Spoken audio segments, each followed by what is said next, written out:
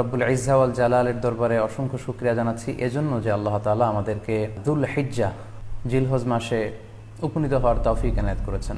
আমরা আজকে মালয়েশিয়াতে অলরেডি জিলহজ শুরু করে ফেলেছি এবং আমরা জানি যে এই জিলহজের প্রথম দশক মানে প্রথম 10টি দিন খুবই গুরুত্বপূর্ণ 10টি দিন।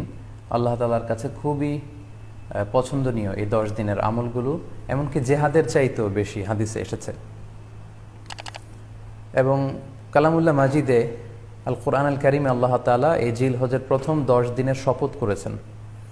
এই 10 দিনের এবাদত আল্লাহ তাআলার কাছে এত বেশি পছন্দনীয় হওয়ার কারণ হচ্ছে এই 10 দিনে আল্লাহ তাআলা উম্মাহাতুল ইবাদাত অর্থাৎ যত মৌলিক এবাদত আছে সবগুলো মৌলিক এবাদতের একটা সমন্বয় করেছেন জিলহজ মাসের এই প্রথম 10 দিনে, যেটা বছরের অন্য কোনো সময় কিন্তু পাওয়া যায় না।